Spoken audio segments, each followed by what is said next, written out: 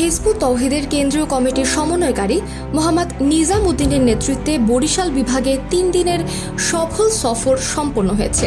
এই সফরে তার সঙ্গে ছিলেন সংগঠনের কেন্দ্রীয় কমিটির শৃঙ্খলা ও নিরাপত্তা সম্পাদক মোহাম্মদ মোফাজ্জল হোসেন সর্দার, ক্রীড়া সম্পাদক মোহাম্মদ রিয়াল তালুকদার এবং সহকারী অর্থ সম্পাদক মোহাম্মদ মাসুদ রানা।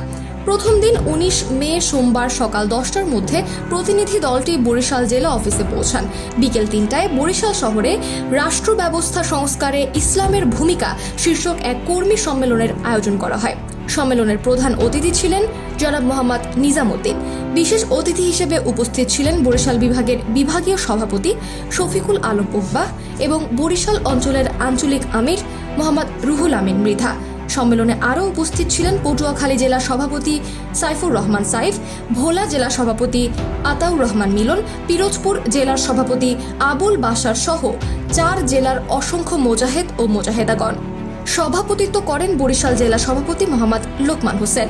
পরদিন প্রতিনিধি দল গৌরনদী উপজেলার সাঁকোকাঠি ইউনিট সফর করেন এবং সাধারণ মোজাহেদদের বাড়ি বাড়ি গিয়ে কুশল বিনিময় করেন। পরে উজিরপুর উপজেলায় অনুষ্ঠিত হয় আরেকটি বৃহৎ কর্মী সম্মেলন, যেখানে গৌরনদী ও উজিরপুর উপজেলার সদস্যগণ উপস্থিত ছিলেন। সম্মেলনে সভাপতিত্ব করেন উজিরপুর উপজেলার সভাপতি মোহাম্মদ খোকন হাওলাদার। অনুষ্ঠান শেষে প্রতিনিধি দল বরিশাল জেলা অফিসে ফিরে বরিশাল জেলার সকল পর্যায়ের নেতৃত্বের সঙ্গে মতবিনিময় সভায় অংশ নেন। সফরের শেষ দিন ভোর 6টায় বরিশাল ইয়াংস্টার ক্লাবের উদ্যোগে এক প্রীতি ফুটবল ম্যাচ অনুষ্ঠিত হয়। প্রধান অতিথি ছিলেন জনাব মোহাম্মদ নিজাম উদ্দিন। বিশেষ অতিথি হিসেবে উপস্থিত ছিলেন জনাব শফিকুল আলম উকবাহ, জনাব মোহাম্মদ রুহুল আমিন মৃধা, জনাব মোহাম্মদ মোফাজ্জল হোসেন সর্দার, জনাব রিয়াল তালুকদার ও জনাব মাসুদ রানা। তারা খেলার উদ্বোধন করেন।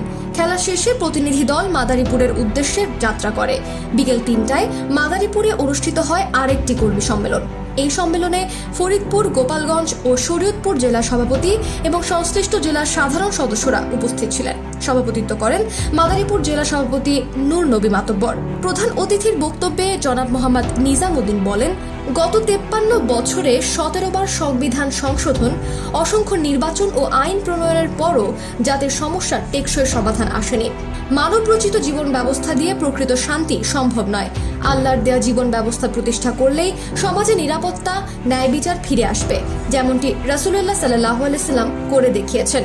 বিশেষ অতিথি জনাব শফিকুল আলম উকবাহ বলেন, ইসরায়েলের হত্যাযজ্ঞে গোটা বিশ্ব নিশ্চুপ, কিন্তু মুসলিম জাতির মুক্তি আসবে শুধু বিক্ষোভ, মিছিল বা আত্মঘাতী হামলায় নয়, বরং লা ইলাহা ইল্লাল্লাহ এর ভিত্তিতে ঐক্যবদ্ধ হয়ে ইসলামের জীবন ব্যবস্থা প্রতিষ্ঠার মধ্য দিয়েই।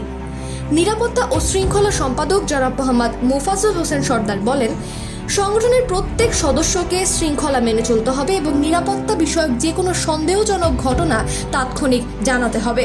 ক্রীড়া সম্পাদক জনাব মোহাম্মদ রিয়াল তালুকদার বলেন, খেলাধুলা আমাদের শৃঙ্খলা, সহনশীলতা ও নৈতিকতা শেখায়। খেলাধুলাকে ইতিবাচক জীবনচর্চার অংশ হিসেবে নেওয়া উচিত।